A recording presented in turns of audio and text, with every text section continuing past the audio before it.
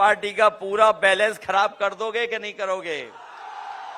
बस इन्हीं बातों के साथ मैं अपने कन्नौज के सभी लोगों का धन्यवाद देता हूं, मंच पर उपस्थित सभी नेताओं का धन्यवाद देता हूं। मैं एक बार फिर राहुल गांधी जी का कन्नौज शहर में, जो ऐतिहासिक शहर है, हमारा न केवल इतिहास पूरे देश और दुनिया में जाना जाता है, बल्कि सुगंध और यहाँ के व्यापार की वजह से कन्नौज की एक अलग पहचान है। मैं अपने कन्नौज के लोगों का भरोसा दिलाता हूं कि कन्नौज की पहचान को और ऊंचाई तक पहुंचाने का काम करेंगे। बहुत बहुत धन्यवाद आपका। बहुत बहुत धन्यवाद हमारे माननीय राष्ट्रीय अध्यक्ष जी के प्रेम का, जो उन्होंने यहाँ आके अभी अभी सूचना मिली है कि इंदरगढ़ और तिरवा पुलिस हमारी 100 से 150 गाड़ियों को रोके हुए है। ये बहुत गलत बात है। मैं प्रशासन से, डीएम साहब से, कप्तान साहब से अनुरोध करना चाहता हूं कि इस पर आप तुरंत रोक लगाएं और गाड़ियों को छुड़वाएं। अब इसके बाद मैं हमारे बीच के हमारे भाई बहुवन तिवारी जी, जिला अध्यक्ष कलीम खां, हसीब हसन, ये हमारे देश के माननीय नेता राहुल गांधी को इत्रदान भेंट करेंगे। भाई कलीम खां साहब,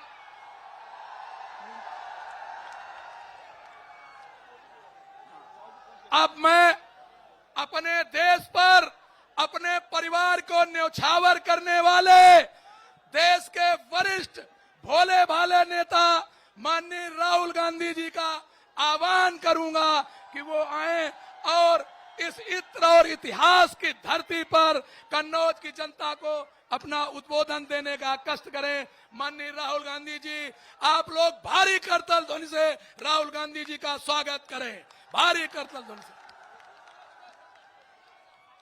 अखिलेश यादव जी, अविनाश पांडे जी, प्रमोद तिवारी जी, संजय सिंह जी, कलीम खान जी, दिनेश पालीवाल जी, अंशुल त्रिपाठी जी, कल्याण सिंह जी, रेखा वर्मा जी, अनिल पाल जी, मनोज दीक्षित जी, स्टेज पे इंडिया गठबंधन के वरिष्ठ नेता, इंडिया गठबंधन के प्यारे कार्यकर्ता बब्बर शेर,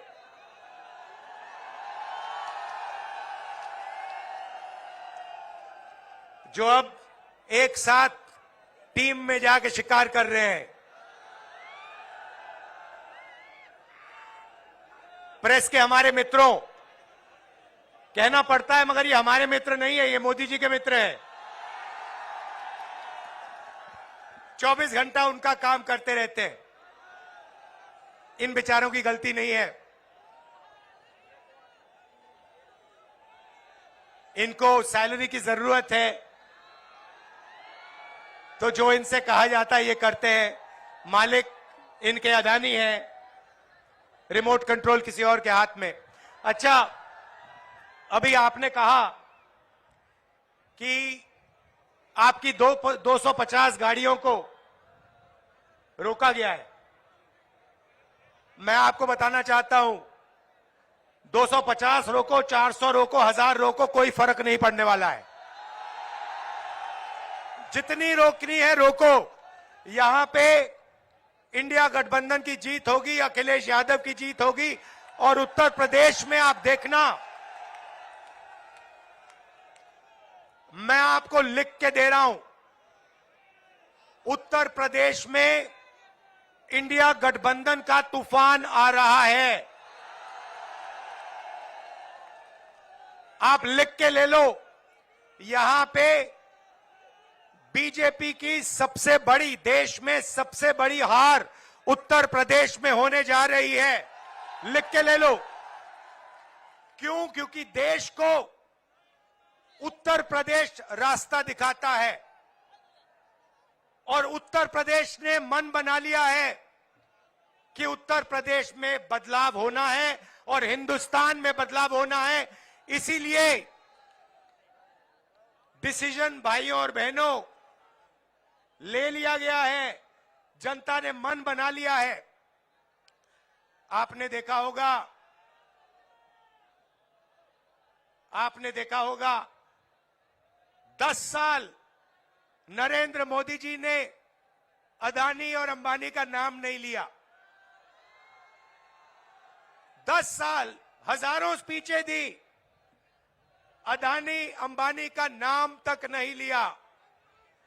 मगर अब भैया देखिए, जब कोई डर जाता है तो उन्हीं लोगों का नाम लेता है जो सोचता है बचा पाए। इसीलिए नरेंद्र मोदी जी ने अपने 2 मित्रों का नाम ले लिया कि भैया मुझे आके बचाओ, इंडिया गठबंधन ने मुझे घेर लिया है, मैं हार रहा हूं, मुझे बचाओ, अदानी अंबानी जी मुझे बचाओ। इसीलिए नरेंद्र मोदी जी ने नाम लिया। अच्छा, उनको यह भी मालूम है कि अदानी जी कौन से टेम्पो में और कैसे पैसा भेजते हैं। पर्सनल एक्सपीरियंस है प्रधानमंत्री जी का, टेम्पो वाला। तो भाइयों और बहनों, अब बीजेपी, नरेंद्र मोदी, अमित शाह आपके ध्यान को इधर उधर ले जाने की कोशिश करेंगे। अगले 10-15 दिन में आप देखना, ये आपके ध्यान को भटकाने की कोशिश करेंगे, कभी इधर कभी उधर कभी इधर। आपको भटकना नहीं है। हिंदुस्तान के चुनाव में एक ही मुद्दा है, उस मुद्दे से सारे के सारे मुद्दे निकलते हैं। मुद्दा भाइयों और बहनों ये है हिंदुस्तान का संविधान। ये जो है, इस किताब ने हिंदुस्तान के गरीबों को, पिछड़ों को, दलितों को, आदिवासियों को, किसानों को, मजदूरों को, छोटे व्यापारियों को अधिकार दिया है। जो भी आपको मिला है, चाहे वो वोट हो, चाहे वो रिजर्वेशन हो, चाहे वो पब्लिक सेक्टर हो, नौकरी हो, जमीन हो, जो भी आपको हक मिले हैं, इस किताब ने आपको हक दिए हैं। ये गांधी जी और अंबेडकर जी की देन है। और बीजेपी ने मन बना लिया है कि अगर वो चुनाव जीते तो वो इस कॉन्स्टिट्यूशन को, संविधान को रद्द करने जा रहे हैं। और मैंने और अखिलेश जी ने निर्णय ले लिया है कि इस किताब को बीजेपी छोड़ो, दुनिया की कोई भी शक्ति नहीं छू सकती है। क्योंकि इस किताब में हिंदुस्तान के गरीब लोगों की आत्मा है, भावनाएं हैं, भविष्य है, विकास है। नरेंद्र मोदी जी 22 लोगों के लिए काम करते हैं। भाइयों और बहनों, 22 लोगों का उन्होंने 16 लाख करोड़ रुपया कर्जा माफ किया है। 16 लाख करोड़ रुपया मतलब 24 साल का मनरेगा का पैसा नरेंद्र मोदी जी ने 22 लोगों को दिया है। भाइयों और बहनों, मैं आपसे पूछना चाहता हूं, आपका नरेंद्र मोदी जी ने कितना कर्जा माफ किया है? किसानों का नहीं किया, मजदूरों का नहीं किया, बेरोजगार युवाओं का नहीं किया, 22 लोगों का किया। हालत यह है कि 22 लोगों के पास उतना धन है जितना 70 करोड़ लोगों के पास है। आप सोचिए, स्टेज में पहली लाइन में तकरीबन 22 लोग बैठे हैं। हिंदुस्तान में ऐसे 22 लोग हैं जिनके पास उतना ही धन है जितना 70 करोड़ हिंदुस्तानियों के पास है। यह है नरेंद्र मोदी जी का काम। तो हमने निर्णय ले लिया है, कांग्रेस पार्टी ने, इंडिया गठबंधन ने, कि अगर वो 22 अरबपति बना सकते हैं तो हम करोड़ों लाखपति भी बना सकते हैं। भाइयों और बहनों, गरीब परिवारों की लिस्ट बनेगी। उसमें दलित, आदिवासी, पिछड़े, गरीब, जनरल कास्ट, माइनॉरिटी, सारे के सारे गरीब परिवारों की लिस्ट बनेगी। पूरे हिंदुस्तान की लिस्ट बनेगी। जो मैं आपसे कहने जा रहा हूं, यह काम किसी भी सरकार ने, दुनिया की किसी भी सरकार ने नहीं किया है। सारे गरीबों की लिस्ट बनेगी। हर परिवार में से एक महिला का नाम चुना जाएगा और उस महिला के बैंक अकाउंट में साल के 1 लाख रुपए डाल दिए जाएंगे।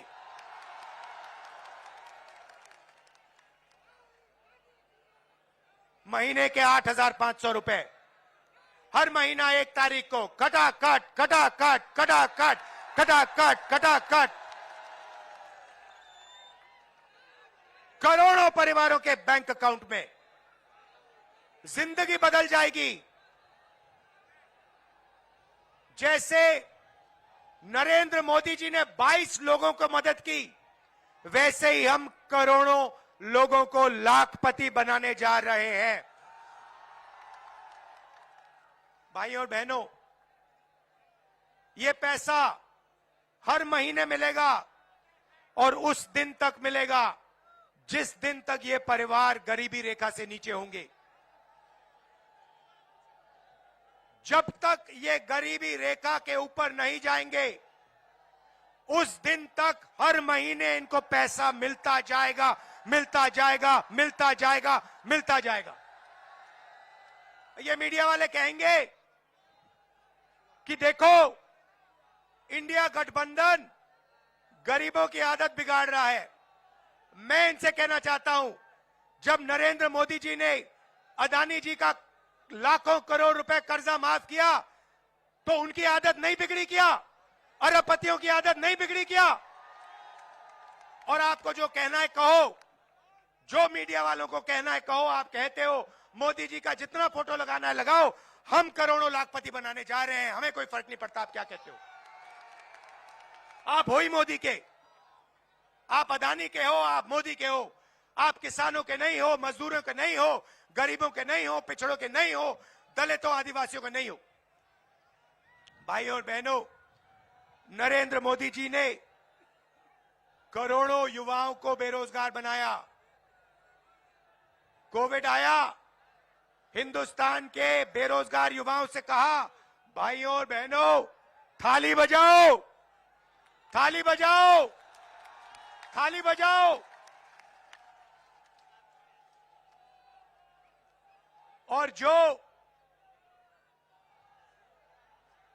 मजे की बात आप सुनिए, आपसे उन्होंने कहा थाली बजाओ, और फिर इलेक्टोरल बॉन्ड स्कीम में जो लोग, जिस कंपनी ने वैक्सीन बनाई, उस कंपनी से बीजेपी ने करोड़ों रुपया लिया।